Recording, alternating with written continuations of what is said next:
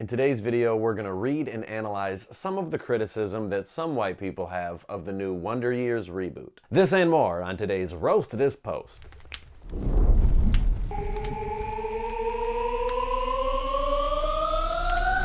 Someone that I know posted that they were watching the Wonder Years reboot, and then someone commented saying, "I liked it, but kinda thought it was racist against white people." But can you even be? We're not gonna get into that today. First of all, if it was racist against white people, why did you still like it? Do you like racism, you dumb b****? The first episode of this reboot aired recently, September 22nd, but even its mere announcement over a year ago was an issue to many people. On July 8th, 2020, someone commented on an article about the show saying, "Another blackwashing reboot that no one asked for. Enough already. This is not working. Deal with it." On the trailer for this show on YouTube, someone commented, "Cultural appropriation. You guys have to blackwash everything."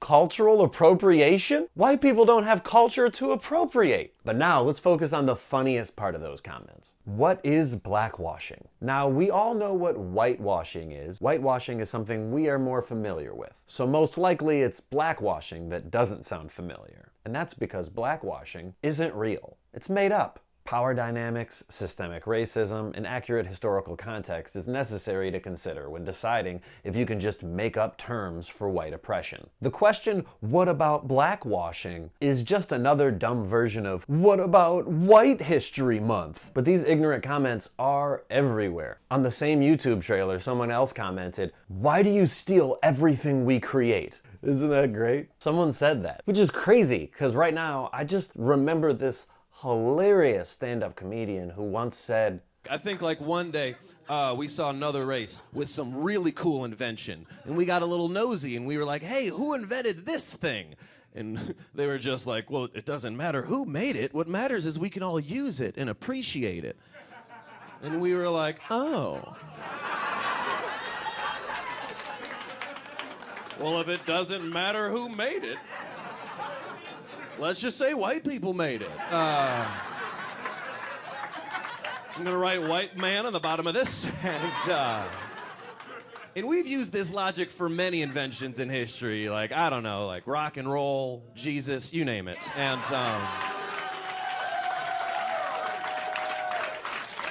I mean, that comedian with beautiful eyes did have an interesting point. Look, the YouTube comments are awful. They're all making the exact same joke. What if we changed other shows around? Cosby Show with Chris Pratt as Dr. Huxtable. The Jeffersons with Billy Crystal. Or Can't Wait for the All-Black Cheers or the All-Black Friends. Wait. Didn't they already? Whatever. You guys get it. Hey, real quick, can you do me a favor? Like this video and click on the subscribe button. Joshua seemed very disappointed in the announcement of the new Wonder Years, saying, "Great, another show ruined because of the liberal agenda."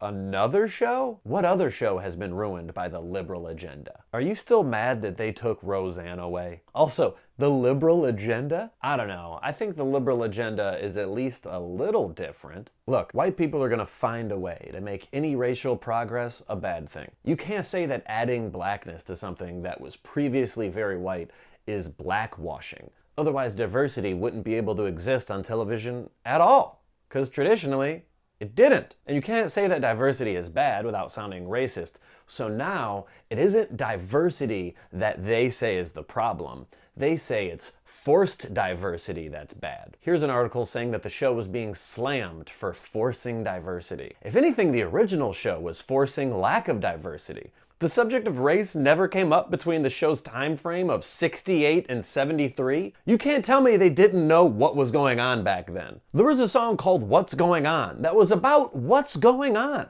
The original show seemed to ignore the subject of race so much that I thought it took place in some all-white, alternate, spiceless universe. The only soulful part of the original Wonder Years was the theme song.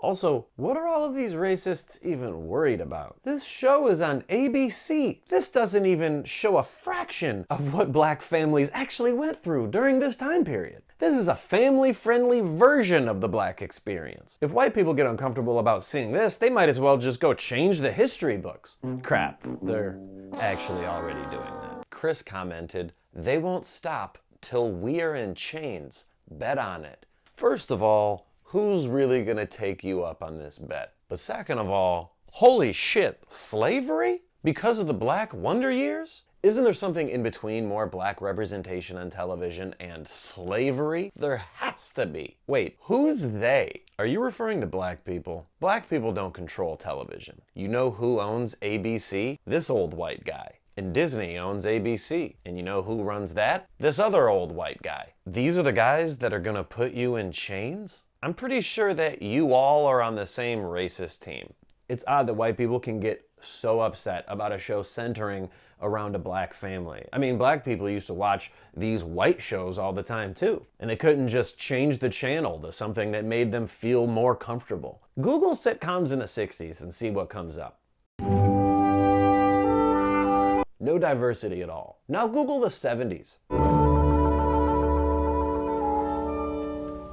What amazes me is that there was a time that black people would watch TV and only see white people on it, and it may have made them uncomfortable, but that was the only thing on TV. So it was either watch white people or don't watch TV. Compare that to now. There's literally white people complaining and writing articles about a show before it comes out that they won't see, haven't seen, and don't have to see. They have other options. Just watch The Conners or Property Brothers. There is an enormous amount of white privilege in seeing yourself represented on television on a regular basis. To many white people, they got so used to this privilege that it seems unfair to lose it. Thank you for watching. Make sure you go to jeffhorst.com to see all of my upcoming live shows. And do you see this Scooby-Doo shirt? In my half-hour special, I have a joke about Scooby-Doo. And I say that they go on a tattle-tailing tour of the world. The Scooby-Doo van says snitches on it. The window's shot up, there's bullet holes in it. And it says Scooby would never work in Detroit. We got the van only. We got the van and the Scooby would never work in Detroit with the words themselves. We have them in different colors.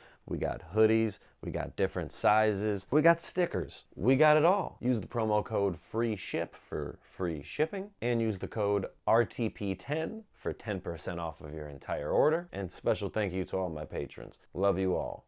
Appreciate you. I don't know what that is.